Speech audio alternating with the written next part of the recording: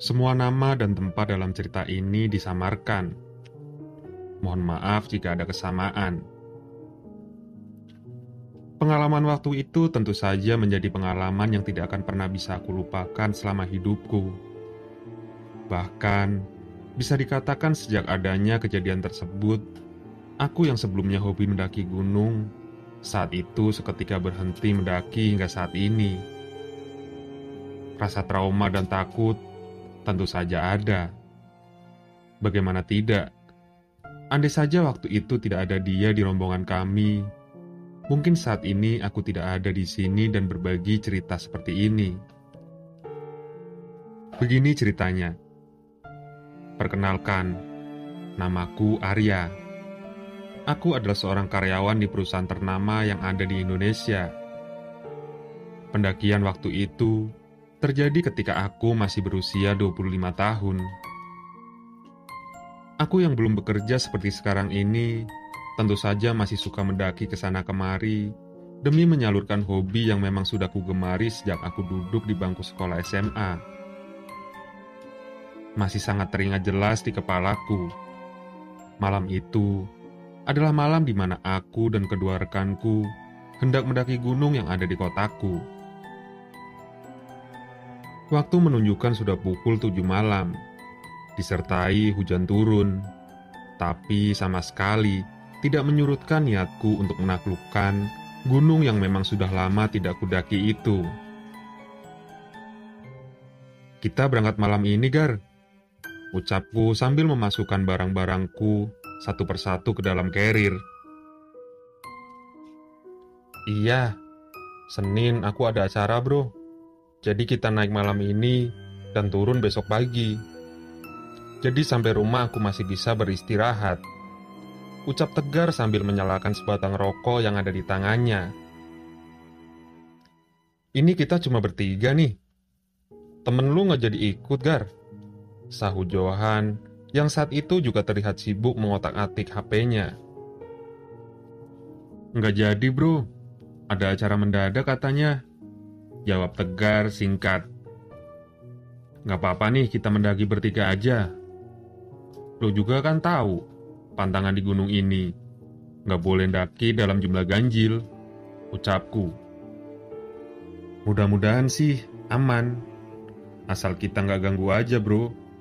Bismillah aja deh," jawab tegar santai. "Mana hujannya deres banget lagi," sahut Johan. "Udah jangan banyak omong. Ayo berangkat," jawab tegar dengan mulai mengangkat tas punggungnya, kemudian diletakkan di atas motornya. Dan benar, Sabtu malam itu, kami bertiga benar-benar berangkat menuju pos pendaftaran untuk mendaki gunung yang memang terletak tidak jauh dari tempat tinggalku saat itu. Selama perjalanan, tentu saja, aku dan rekan-rekanku sudah ditemani gujuran hujan yang saat itu turun dengan sangat lebat. Bahkan, jas hujan yang kupakai pun seolah tidak berguna, mengingat semua pakaian yang kukenakan tetap saja dalam keadaan basah. Dan seiring berjalannya waktu, akhirnya aku pun sampai di pos perizinan yang ada di kaki gunung ini. Namun sayangnya, saat itu kondisi pos sangatlah sepi. Hanya ada satu buku tamu yang tergeletak di meja depan pintu, dengan satu penjaga yang terlihat tidur pulas di atas kursi panjang yang ada di dalam pos. "Kok sepi ya, Gar? Terus gimana ini?" tanya Johan. "Ya iyalah sepi. Orang hujannya lebat kayak gini," sahutku. "Hus, diem. Kita isi aja nama kita bertiga di buku tamu itu. Diem-diem. Terus kita naik deh. Biar kagak bayar. Mumpung penjaganya lagi tidur," ucap tegar. Dan akhirnya setelah tegar selesai mengisi nama kita bertiga, aku pun malam itu memulai pendakian. Di awal pendakian, semuanya nampak biasa-biasa saja. Trek yang licin dengan hujan yang tidak berhenti turun, tentu saja, membuatku sangat berhati-hati dalam melangkahkan kaki. Terlebih lagi, Pandanganku malam itu juga mulai terbatas, ditambah sorot lampu senter yang memang menyala dengan sangat kurang terang. Hingga akhirnya sekitar pukul 10 malam, aku dan rombonganku pun sampai di sebuah tempat istirahat yang biasa kami sebut dengan sebutan pos 1. Malam itu, di pos tersebut aku sama sekali tidak melihat satupun pendaki lain selain rombonganku. Semuanya nampak sepi, seolah-olah hanya aku dan rombonganku yang saat itu mendaki gunung. "Kita diriin tenda di sini dulu yuk. Kita makan malam sambil istirahat. Badanku gemeter kedinginan nih," ucap Johan. Setelah mendengar keluhan Johan, akhirnya aku pun setuju untuk mendirikan tenda sementara, agar aku dan rekan-rekanku bisa sedikit beristirahat. Dan disinilah semua cerita ini dimulai. Ketika tenda sudah berdiri dan aku sedang asik menikmati mie instan, tiba-tiba aku dan rekan-rekanku dihampiri oleh seorang pemuda yang terlihat dalam keadaan basah kuyup. Baju abu-abu dengan ikat yang ada di kepalanya masih kuingat dengan jelas, jika waktu itu dia memang datang menghampiri tendaku. "Mas, permisi, boleh gabung? Saya nggak bawa jas hujan," ucap laki-laki tersebut dengan keadaan yang terlihat sangat kedinginan. "Oh, iya mas, silahkan. Sini langsung masuk ke dalam saja mas," jawabku. Dan singkat cerita, akhirnya dia pun masuk ke dalam tendaku, dan akhirnya kami pun berkenalan. Dia mengaku bernama Imam, dan anehnya dia juga mengaku mendaki gunung tersebut hanya seorang diri tanpa ada satupun orang yang menemani. "Nama saya Imam, mas. Saya sendirian di sini," ucapnya mengawali pembicaraan. "Naik sendirian malam-malam, mas?" sahut tegar. "Iya, mas," jawabnya sambil tertawa. "Ya udah kita gabung saja, mas, biar rame," usul Johan. "Iya, mas. Niat saya juga mau gabung sama kalian. Kalian cuma bertiga kan? Bahaya loh, mas," imbuhnya. Dan setelah pertemuan kami malam itu, akhirnya kami pun sepakat untuk melanjutkan pendakian bersama-sama. Malam itu, waktu menunjukkan pukul 11 malam. Langkah yang semakin berat, dengan hawa yang semakin dingin, tentu saja membuat pendakianku semakin lama semakin berat saja. Langkah demi langkah, kulalui perlahan dengan sesekali mendengar ocehan tegar yang sedikit mencairkan keadaan. Tapi anehnya, di tengah-tengah kami melangkah, tiba-tiba aku mencium bau busuk yang seolah mengikuti setiap langkah kakiku. Bahkan, aku pun juga masih ingat, bau busuk tersebut benar-benar tercium kuat, berasal dari belakang tubuhku. Namun sayangnya, ketika aku menoleh ke arah belakang, waktu itu aku hanya melihat adanya Imam, dan tidak melihat siapapun selain dia. Karena aku baru kenal, jadi kurang enak kalau harus menanyakan tentang bau busuk tersebut. Akhirnya aku hanya diam dan mulai membalut hidungku dengan kain baf yang ada di leherku. Seiring berjalannya waktu, kami pun akhirnya sampai di pos berikutnya. Di pos tersebut, hujan yang sebelumnya turun dengan lebat, saat itu perlahan-lahan sudah mulai reda. Tinggal hawa dingin yang semakin lama semakin menusuk saja. Aku dan rombongan akhirnya beristirahat sambil sesekali bercengkrama.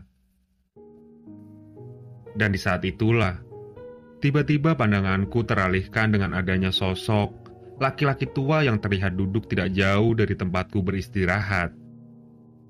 Sosok tersebut nampak hanya memakai singlet, dengan sebatang rokok yang ada di tangannya. Tidak berhenti di situ saja. Selain terlihat ada tongkat di samping tempat duduknya, aku juga melihat sosok kakek tersebut menatap ke arahku dengan tatapan yang sepertinya kurang mengenakan. Melihat hal itu, tentu saja seketika tubuhku bergetar, jantungku berdetak, dengan nafasku yang juga seketika ngos-ngosan. Dan dengan memalingkan pandanganku, aku pun memegang tangan Johan yang ada di sampingku, dan memberi tanda bahwa aku melihat sesuatu yang harus dia lihat. Namun, belum sampai aku memberitahu Johan, tiba-tiba pundakku ditepuk oleh Imam, dan dia mulai memberitahu jika semuanya akan baik-baik saja. "Sudah mas, jangan dihiraukan. Kita nggak mengganggu kok. Mereka datang karena mencium aromaku," bisik Imam. Mendengar hal itu, aku pun sama sekali tidak mengeluarkan sepatah kata pun, dan langsung menatap Imam dengan tatapan yang keheranan, dengan maksud perkataan yang telah dia ucapkan. "Di sini saya hanya membantu, biar jumlah kalian genap," imbuhnya. Mendengar hal itu, tentu saja aku seketika terkejut dan masih saja kebingungan. Belum selesai aku merasa kebingungan, tiba-tiba Tegar mengagetkanku dengan ucapan yang menandakan jika aku harus melanjutkan perjalanan. "Udahannya istirahatnya, kita lanjut lagi," ucap Tegar jelas. Mendengar hal itu, akhirnya aku pun melanjutkan pendakianku dengan perasaan yang sudah sangat tidak karuan. Selama perjalanan, aku terus saja memperhatikan Imam yang kini berjalan tepat di depanku. Tulisan-tulisan di bajunya, di tasnya, saat itu kubaca satu persatu. Bahkan mulai ujung kaki sampai ujung kepala, malam itu tidak satu pun yang luput dari pandanganku. Dan di saat itulah, aku mulai sadar jika Imam bukanlah orang biasa. Semua itu bukanlah tanpa alasan, karena menurutku, selama pendakian ini, dialah yang terlihat paling tenang di antara kami. Bahkan, dia juga melihat apa yang baru saja kulihat.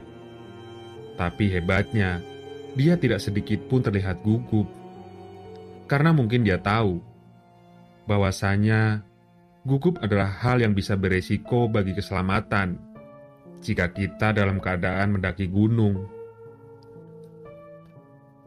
Mengetahui hal itu, akhirnya aku pun melontarkan beberapa pertanyaan kepada Imam, karena aku mulai curiga jika mungkin ada alasan lain kenapa Imam mau bergabung bersama kami. "Mas Imam sering mendaki sendiri ya mas?" ucapku memulai pembicaraan.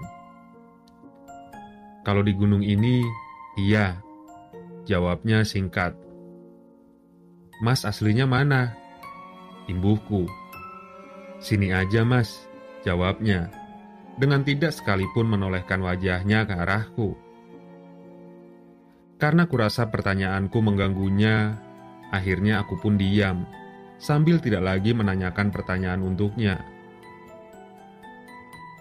Singkat cerita, akhirnya aku sampai di puncak gunung yang kudaki saat itu.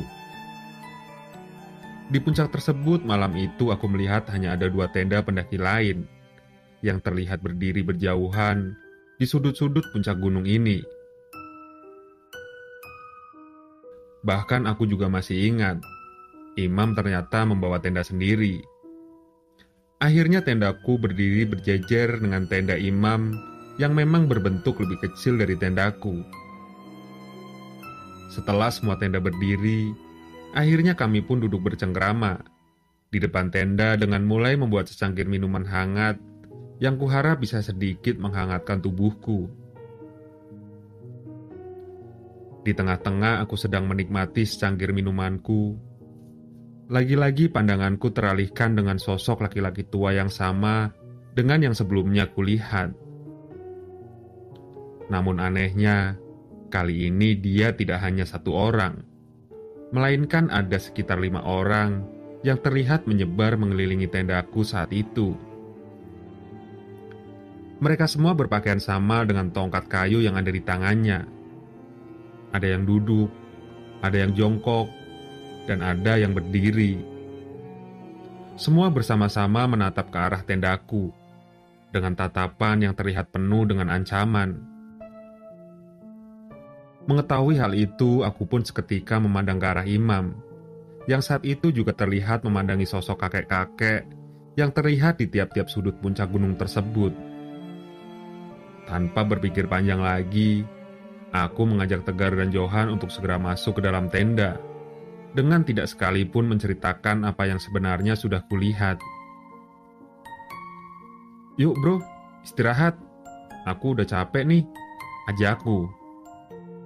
"Bentar ah, masih enak di luar," jawab Tegar.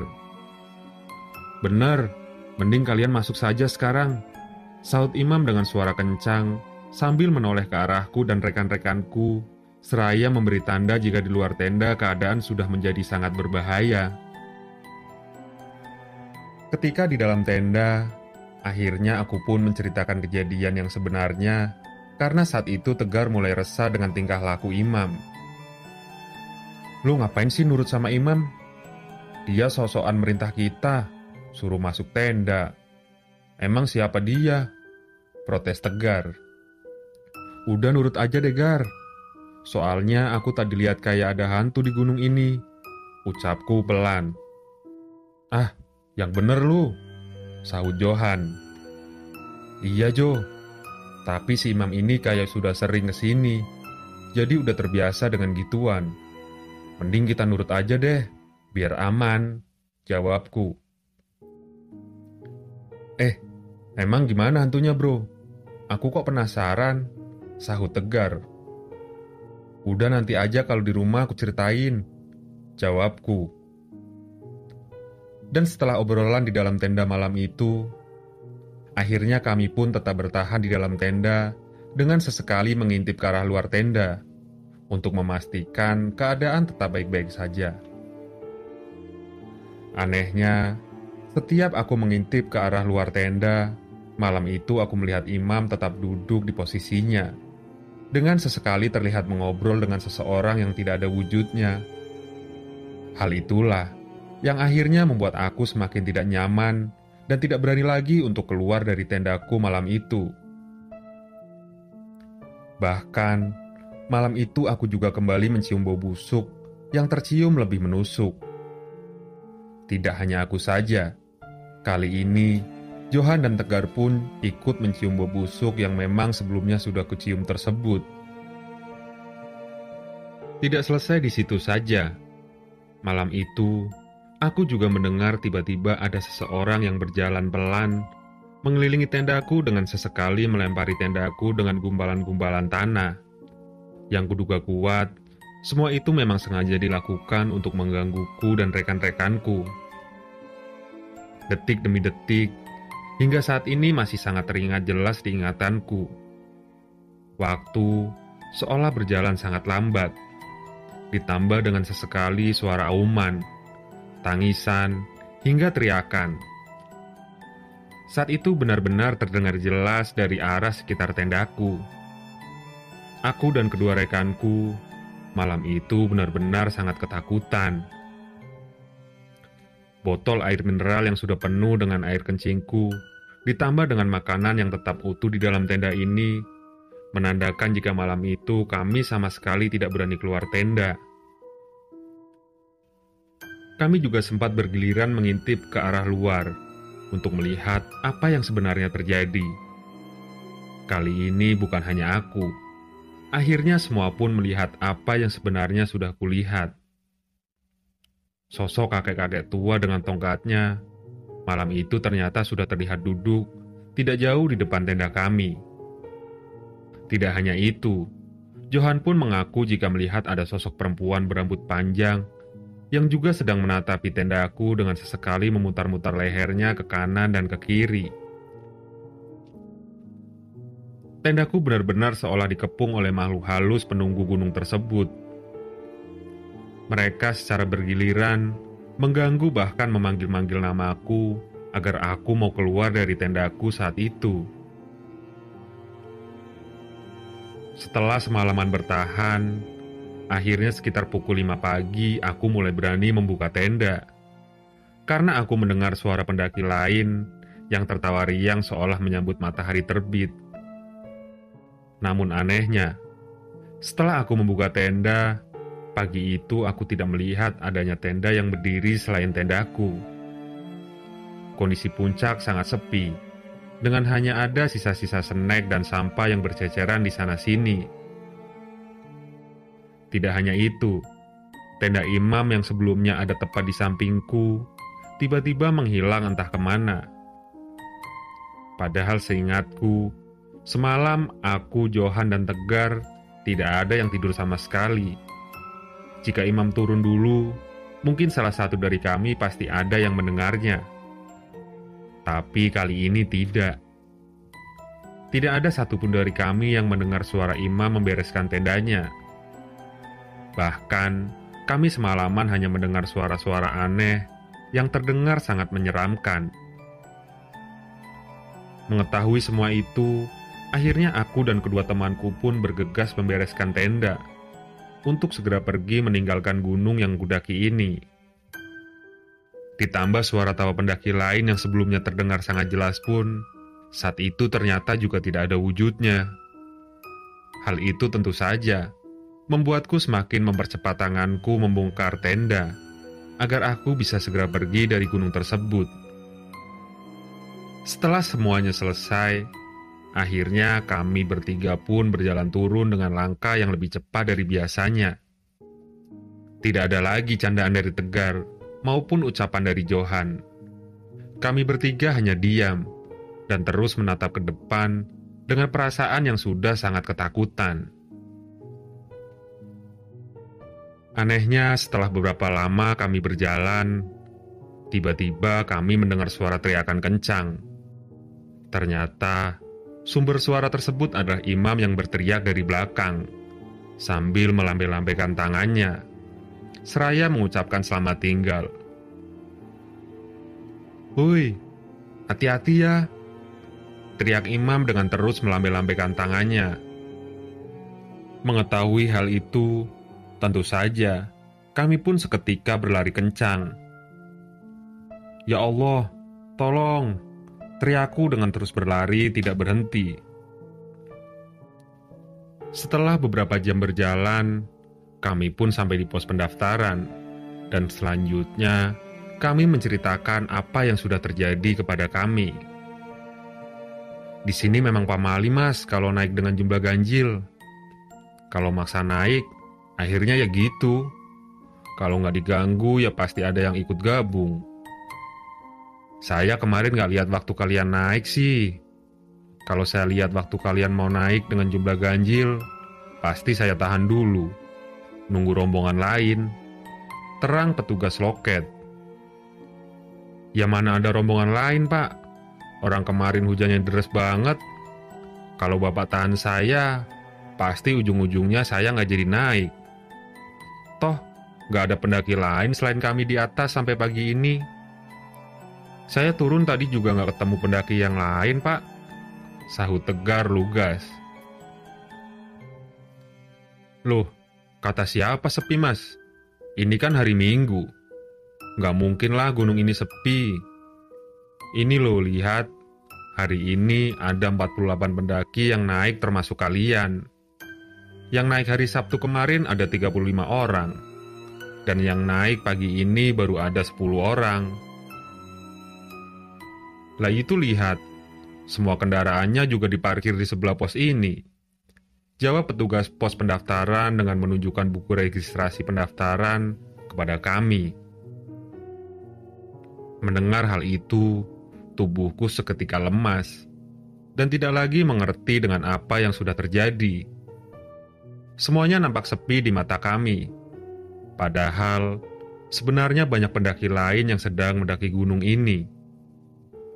Masih dalam keadaan bingung, akhirnya aku pun mengajak semua rekanku untuk segera pergi meninggalkan gunung ini. Sesampainya di rumah, aku masih dipenuhi rasa trauma, kebingungan dan ketakutan setelah kejadian yang telah kualami. Bahkan Johan juga kudengar dibawa pergi oleh keluarganya ke tempat salah satu tokoh agama yang ada di kotanya. Karena menurut keluarganya, setelah turun dari gunung tersebut, setiap malam orang tua Johan sering mendengar Johan berteriak-teriak sendiri, seolah sedang melihat sesuatu yang sangat menakutkan. Akhir cerita, setelah semuanya selesai, kini aku sudah jarang sekali pergi mendaki gunung. Ya, karena selain sibuk dengan semua pekerjaanku, pengalaman itu tentu saja memberikan pelajaran tersendiri bagiku. Terlepas dari itu semua, aku tetap bersyukur, karena aku bisa turun dengan keadaan yang baik-baik saja. Semoga, dengan adanya pengalaman yang mengerikan ini, bisa membuat kita lebih berhati-hati lagi dalam mendaki gunung-gunung yang ada di negeri ini.